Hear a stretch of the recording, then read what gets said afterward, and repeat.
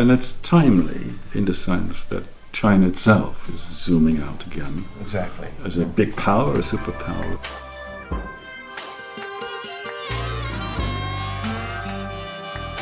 Circling back to you personally. I'm trying to avoid that as much as I can. No, that's good that we have a chance to talk about this. But so I wanted to ask you about your students, like graduate students. When did you start teaching them, and who maybe? I mean, quite early on, and I think one of the earliest was people like Rana Mitter. So people who are interested in modern Chinese history. They do all kinds of different things, as they should. But in terms of, clearly some have, like Rana, has actually kept up the military Second World War type history. Again, because that was, that was sort of big then in China, if not here. But financial history is something else that I've been very interested in. That's because of the customs and their involvement in Chinese banking, HSBC, etc.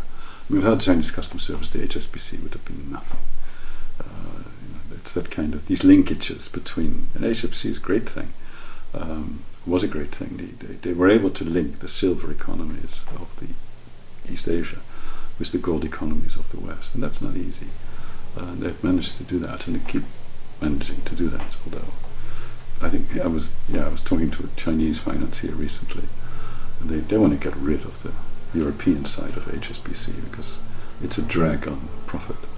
But the Europeans, they think the Europeans want to keep this going because what they're after, and this shows the influence of colonial times, what they're after is earn enough money so that, like the Jardines and so on before them, they can buy a nice castle in Scotland.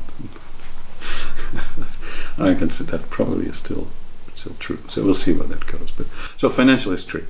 So one side of the shape is the sort of this whole question of the enormous violence of the 20th century, which really wasn't thought about very much. And this has been so terribly violent, and we should not forget that. The other side is financial history. In the end, the money is so important. Follow the money. Follow the money. A state without money is not good. Really not good. Then that raises all kinds of questions about what are you going to tax, how are you going to tax, how are you going to govern the people who are doing the taxes, how does the state that is supported by its taxes relate to both politics and to business. And these questions are still very germane into, just see what's happening with the big new enterprises in China now. Jack Ma would understand this immediately. So it's the money cycles itself, but also its position in the sort of the social political system as a whole. And that's a little embarrassing because, of course, I have no financial background, but it's an important topic. Yes. So some students, like Rosan Moazin, has been really very, very good at this. And for a while, I was supervising with Ma Haijian, one of my colleagues, who was then at Shukui Kushuen, and then at Beta, and now is at Aumann. He and I were supervising our PhD students together, so Rassan has been able to work with Chinese colleagues who are into financial history as well, so they're digging up all kinds of great stuff.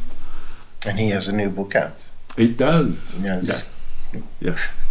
Maybe we can put an ad here. Yes. As in, click on the link. Yeah. So that's. I think I've helped that, but I wouldn't claim that I contributed. But the recognition that the bond market really was very important in Republican China. Yeah. The financial markets, financialization, are really big things, and are again big things now. I think that's true. So, if my students have taken up those things, I guess that's a kind of... Okay, and do you have any students moving along this idea of violence? Yes. So the Second World War is the way to do that. And as you know, I'm teaching part-time at Peking University. I teach a class on Asia in the Second World War, talking about India, Indonesia, and China as well. And I think the effect there is, it's not just, the Chinese know how violent all this was, that they don't need reminders, but at least not PhD students, and they have no inclination to, heroize that. But for them to look at other areas than just China or Europe, but also to look at India and Indonesia, I think they just beginning this, but they find that very interesting and they haven't thought about it. Yeah, I think so. I think this zooming out is very interesting for somebody who grows up in a system which is very kind of just looking at itself. And it's timely in the sense that China itself is zooming out again. Exactly. As a big power, a superpower, it needs to have stuff on the ground everywhere. And I think it's great. But at Peking University now, you have specialists in Indonesian history, Indian history. But it's just these are very young people, very young early career scholars who are beginning to build this up. So I think the time has come for that to happen. And that's something new. And again, it's nice to help that along a little bit. To be part of that. Yeah, it is. I've spoken more Dutch in Beijing than in Cambridge. To whom? To people like Xie Kankan, who are, he's an Indonesian historian, Xu Guangmian. Xu Guangmian is in the history part, and Xie Kankan is in the languages thing, but it's, in the same way that he's more of an historian, in the same way that we are in a sort of a languages department, but are historians. He's like that.